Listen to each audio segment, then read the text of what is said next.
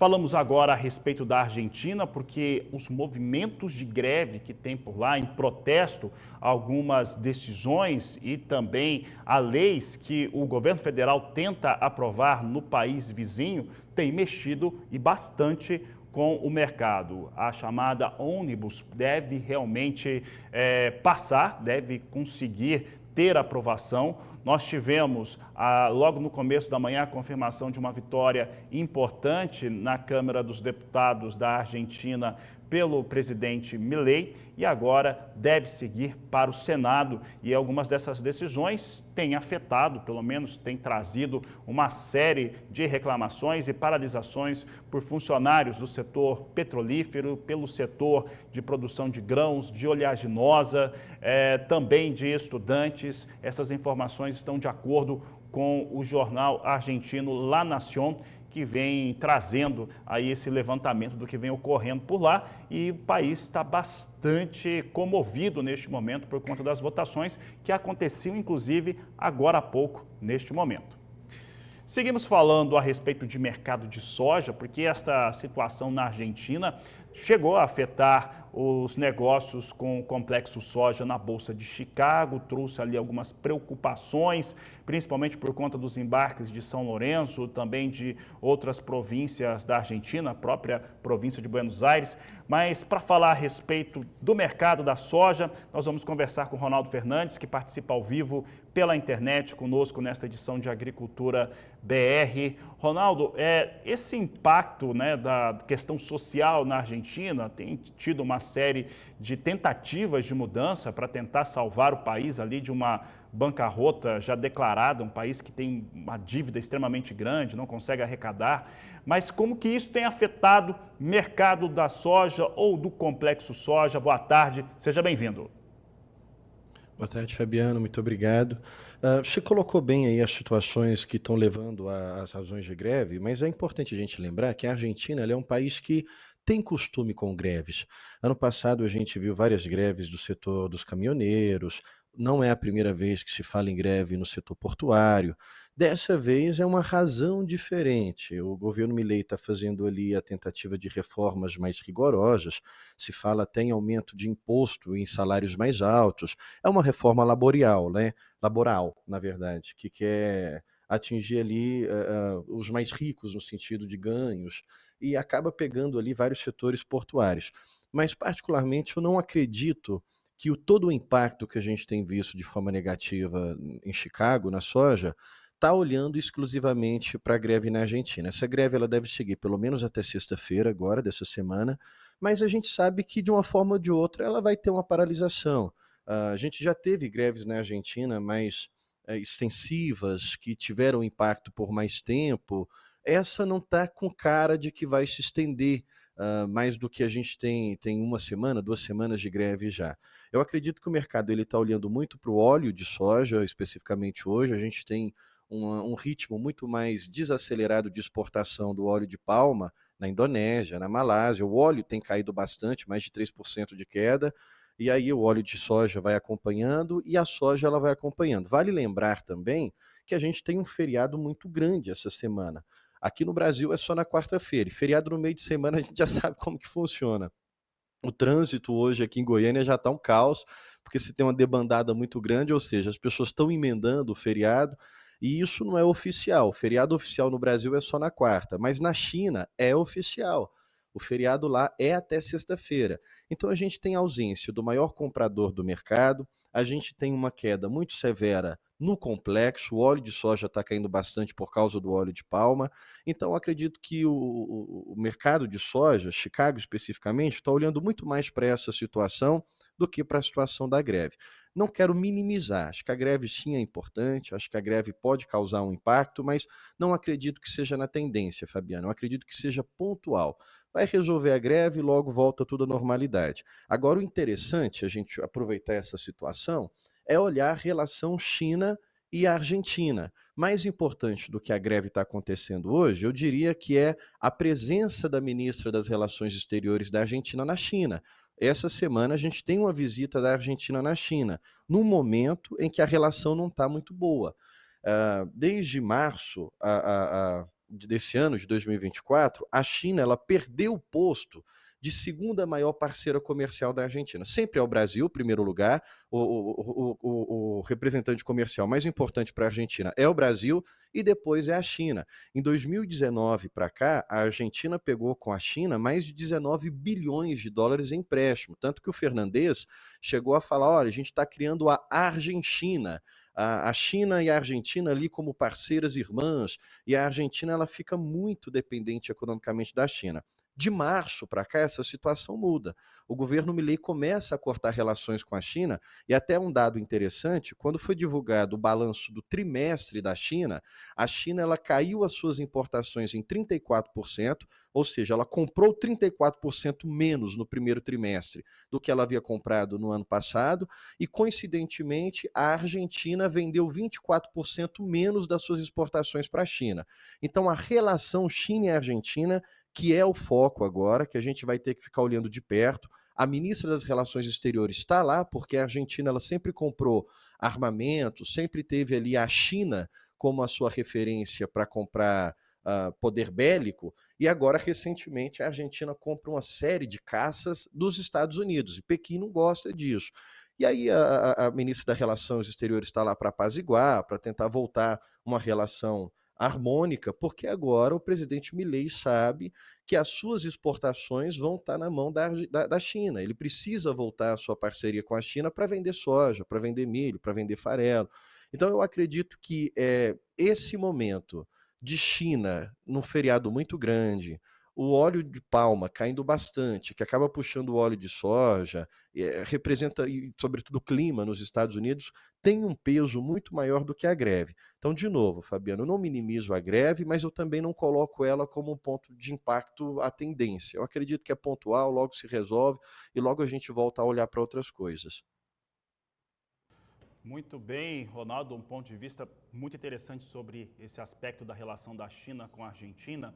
E você citou os Estados Unidos, né, dentro dessa relação, e o presidente Milei se aproximou, está tentando se aproximar mais de lideranças norte-americanas, e é justamente numa semana em que domingo fechou com boas chuvas no final de semana lá nos Estados Unidos. Isso permitiu um avanço para a semeadura do milho, que chegou a 27%, soja chegando a 18%, vem acima do que era no passado, do que a média, está dentro daquilo que era esperado.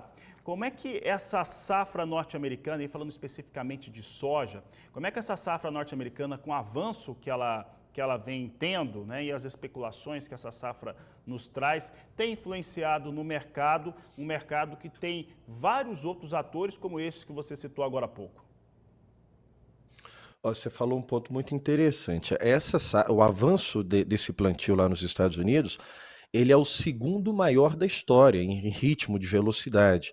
Um dos plantios mais rápidos foi em 2021, e agora, para este período, a gente está na semana 17. A gente acabou a semana 17. Se você pegar o calendário e for contar as semanas, a gente agora entra dentro da semana 18. Sempre se começa a plantar soja na semana 13.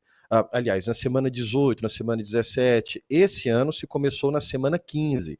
Os dois últimos anos também se começa na semana 15, mostrando que o ritmo de plantio dos Estados Unidos, dos 3 últimos anos para cá, mudou. Está muito mais antecipado. Claro que é quando o clima permite, mas os 3 últimos anos para cá está bem mais antecipado. E esse plantio de 2024, ele só não está mais rápido que o plantio de 2021, ou seja, todas as condições favoráveis para uma boa janela.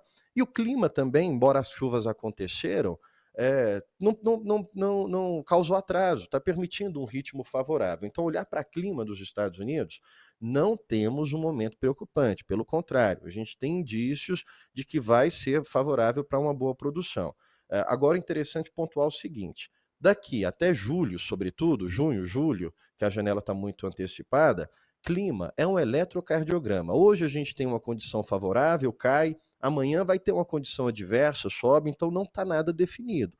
O desenho que nós temos hoje é um plantio favorável, é um ritmo muito acelerado, 18%. Ano passado a gente tinha para esse período 16%. A média para esse período é 10%. Então o mercado já espera que os Estados Unidos vá conseguir plantar bem.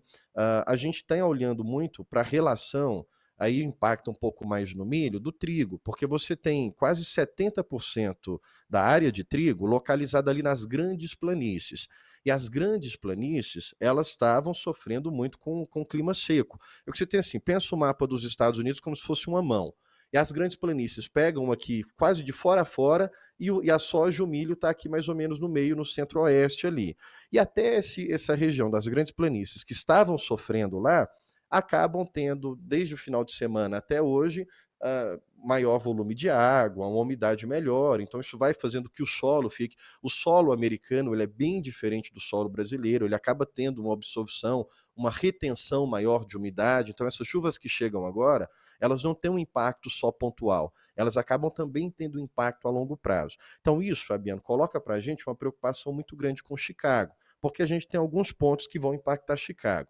Você tem, sobretudo, a safra americana, que está agora num ritmo acelerado, que tem indícios de um bom desenvolvimento, que o clima até agora não apresentou nada adverso. A gente sabe que pode mudar, por exemplo, para essa semana já tem alerta de tempestade, com tornado, com granizo. Então, chuva demais no sentido de violência pode prejudicar também, mas a gente vai ter que esperar para saber o que, que vai se concretizar dessas chuvas. Mas você tem, por outro lado, dentro dessa semana especificamente, a ausência do maior comprador, e você tem também, olhando para a Argentina, que não tem jeito, a Argentina agora é a bola da vez, também está colhendo. A Argentina já está com 25% de área de soja colhida, e o grande ponto é o que, que a Argentina vai ofertar para o mundo de soja in natura. A gente sabe que eles vão ofertar muito óleo, vão ofertar muito farelo, e do ponto de vista do óleo é preocupante porque os Estados Unidos também está com grande aumento de oferta, então os Estados Unidos está colocando muito óleo no mercado, a Argentina vem agora com a sua colheita que deve aumentar também a sua oferta de óleo, farinha de soja, os Estados Unidos também está colocando um maior volume de farinha, a Argentina vai colocar, mas o ponto que a gente vai ficar monitorando de perto é saber o que, que a Argentina vai vender de soja in natura. Por que, que eu estou falando isso? O maior volume de soja que a Argentina vendeu foi em 2019, que eles venderam lá 10 milhões de toneladas. É muito pouco. A média que a Argentina vende de soja é de 5 a 6 milhões de toneladas por ano. Só que o que, que é o problema que impacta aqui no Brasil? Ano passado, eles venderam menos de 2 milhões de toneladas. Por causa da quebra, a gente já acompanhou aquilo tudo. Então, esse ano, a Argentina ela vai retomar pelo menos 4 milhões a 5 milhões de toneladas de soja, que ela não tinha vendido no ano passado, que ela vai vender esse ano. Esses 4 milhões vai impactar onde? No Brasil ou nos Estados Unidos. E pelo nosso ritmo de exportação, que nós fechamos abril, pelo que o line-up está nomeado agora para o mês que vem, a gente já tem visto uma diminuição no ritmo de exportação da soja brasileira. Então, o Brasil, esse resto de semestre, segundo semestre, ele vai ficar muito na mira da concorrência da soja americana, da soja argentina, num momento em que a China não está conseguindo ter a mesma absorção de demanda. Para te devolver, nunca se tem dúvida quanto à demanda. No momento surge uma especulação, mas uma coisa que é quase certa na análise é você saber que a demanda ela sempre vai tomar aquele volume costumeiro ou aumentar. Esse ano está diferente. Esse ano o mercado está colocando uma dúvida sobre o poder de consumo da China, porque a margem de carne deles vem de vários anos negativa. Foi agora em março que eles conseguiram colocar a carne em margem positiva, porque eles reduziram o seu rebanho, estão matando matrizes. E aí o mercado está entendendo o seguinte: para a China continuar com a margem positiva de carne, ela vai ter que continuar reduzindo o seu rebanho. Se ela reduz o seu rebanho, é menos consumo de soja, menos consumo de milho. Ela aumentou muito a compra de sorgo, ela aumentou muito a compra de trigo. Então não é de hoje que os produtores de carne na China estão tentando fazer substituições por culturas mais baratas. Então isso é um ponto que coloca Chicago em risco. Toda essa situação da demanda chinesa, a oferta argentina e a produção dos Estados Unidos agora. Então a gente acredita que Chicago não tem mais força para voltar para os 12 e vai tentar ali com muita resistência se manter pelo menos a 11 dólares por bushel, mas tem tudo para vir abaixo. Agora, o ponto que tem a esperança e a expectativa de que a nossa soja, no mínimo, não caia muito, é o dólar, né, Fabiano? Ronaldo, só para encerrar rapidamente, com um cenário como esse, com esse desenvolvimento que há na lavoura norte-americana e ainda a oferta que nós vamos ter da safra atual da Argentina, como é que fica essa comercialização brasileira, que deve ter aí uns 65, 70 milhões de toneladas de soja ainda para negociar da safra atual?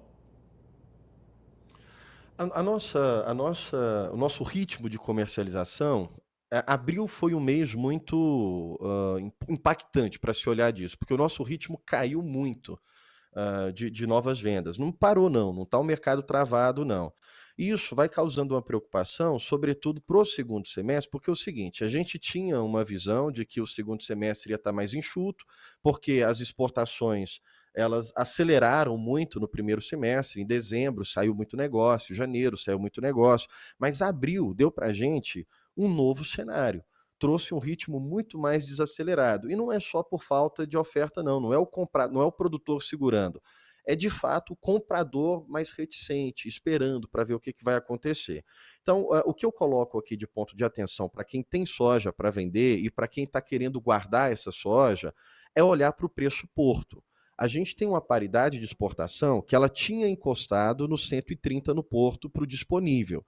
130 lá no porto, no nosso ponto de vista aqui, é um nível interessante para se pensar em venda. Então, se a gente for pegar os preços de agora, a gente já não tem mais 130 no disponível. A gente tem ali na casa de 127 para maio, a gente tem na casa de 128 para junho. Mas quando a gente olha o preço soja para julho, onde o preço tá um pouco, onde o prêmio está um pouquinho melhor, está perto de 30 positivo, a gente tem soja no porto na casa de 132 a 133. Então, eu falaria para quem precisa vender soja, olhe para o preço porto, tira ali, desconta o frete para a sua região. Sempre que o preço porto estiver acima de 130, eu acredito que é um ponto interessante de venda, porque nós vemos muita resistência do preço soja vir assim, continuar acima desses 130. E o ponto que está dando essa margem não é nem Chicago e não é nem tanto prêmio, é sobretudo o dólar. E aí, para te entregar, para finalizar, Fabiano, amanhã é feriado no Brasil, mas é importante o produtor ficar muito atento nos noticiários, porque a gente tem reunião do Fed. O Banco Central dos Estados Unidos vai dar ali para o mundo um norte sobre a taxa de juros americana. E dólar é taxa de juros na veia. O que movimenta o dólar acima de qualquer coisa é a taxa de juros dos Estados Unidos. Sempre que você vê o dólar subindo mais de 1% ou caindo mais de 1%, você pode olhar que em 99% das vezes é porque houve alguma alteração na taxa de juros, alguma alteração na expectativa dos juros dos Estados Unidos, como hoje.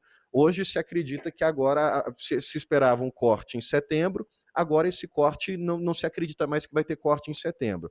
Então amanhã tem reunião do Fed, o Jeremy Powell, que é o presidente do Fed, vai entregar ali algum norte para o mercado sobre o que vai acontecer com a taxa de juros dos Estados Unidos, vai movimentar o câmbio e pode gerar oportunidades de vendas a depender do que ele falar. Então, acredito que o dólar vai ser o grande responsável por manter os nossos preços, mas o dólar não tem costume de deixar muito tempo pensando, não. Ele geralmente causa ali alguns momentos de oportunidade e logo ele volta para um canal de conforto. A gente viu, sair de 5,20 para 5,10, agora tentando voltar de novo para o 5,20.